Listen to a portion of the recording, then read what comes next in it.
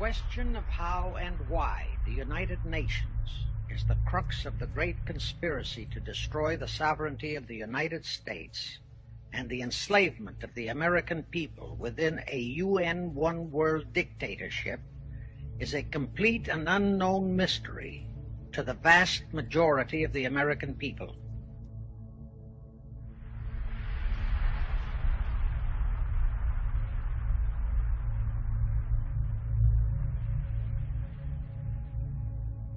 The reason for this unawareness of the frightening danger to our country and to the entire free world is simple. The masterminds behind this great conspiracy have absolute control of all of our mass communications media, especially television, the radio, the press, and Hollywood. We all know that our State Department, the Pentagon, and the White House have brazenly proclaimed that they have the right and the power to manage the news, to tell us not the truth, but what they want us to believe. They have seized that power on orders from their masters of the great conspiracy. And the objective is to brainwash the people into accepting the phony peace bait to transform the United States into an enslaved unit of the United Nations one world government. Is that our so-called leaders in Washington, whom we elected to safeguard our nation and our Constitution, are the betrayers, and that behind them are a comparatively small group of men whose sole objective is to enslave the whole world of humanity in their satanic plot of one world government. Now, as a matter of further intelligence, a term used by the FBI, let me clarify the meaning of the expression, "he is a liberal." The enemy, meaning the one-world conspirators, have seized upon that word liberal as a cover-up for their activities. It sounds so innocent and so humanitarian to be liberal. Will make sure that the person who calls himself a liberal or is described as a liberal is not in truth a red. Now then, this satanic plot was launched back in the 1760s when it first came into existence under the name of the Illuminati. This Illuminati was organized by one Adam Weishaupt, born a Jew, who was converted to Catholicism and became a Catholic priest, and then, at the behest of the then newly organized House of Rothschild, defected and organized the Illuminati. Naturally, the Rothschilds financed that operation. And every war since then, beginning with the French Revolution, has been promoted by the Illuminati, operating under various names and guises. In the United States, they set up what they called the Council on Foreign Relations, commonly referred to as the CFR. And this CFR is actually the Illuminati in the United States. And its hierarchy, the masterminds in control of the CFR, to a very great extent, are the descendants of the original Illuminati conspirators.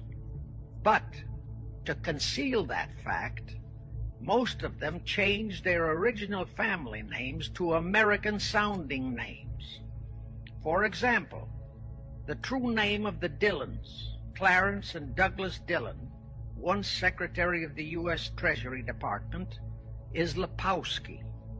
There is a similar establishment of the Illuminati in England, operating under the name of the British Institute of International Affairs. There are similar secret Illuminati organizations in France, Germany, and other nations, operating under different names. But at all times, the operations of these organizations were and are masterminded and controlled by the internationalist bankers, who in turn were and are controlled by the Rothschilds. Now, just why did the conspirators choose the word Illuminati for their satanic organization?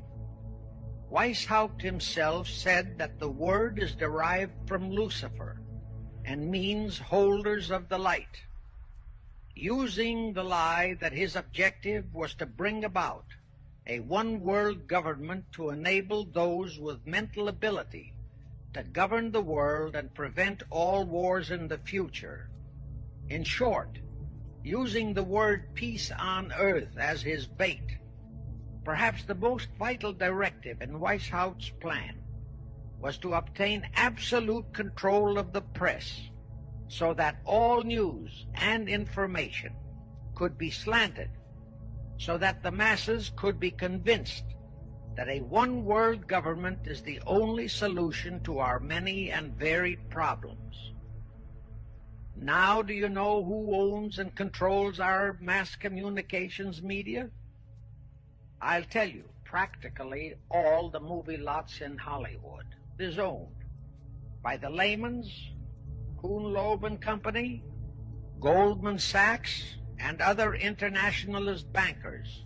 All the national radio and TV channels in the nation are owned and controlled by those same internationalist bankers. In 1834, the Italian revolutionary leader Giuseppe Mazzini was selected by the Illuminati to direct their revolutionary program throughout the world. Mazzini had enticed an American general named Albert Pike into the Illuminati. Pike was fascinated by the idea of a one-world government, and ultimately he became the head of this Luciferian conspiracy.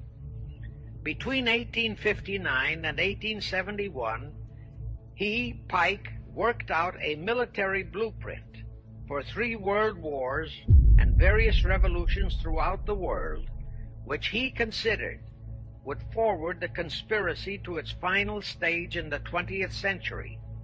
Long before Marconi invented radio, the scientists in the Illuminati had found the means for Pike and the heads of his councils to communicate secretly.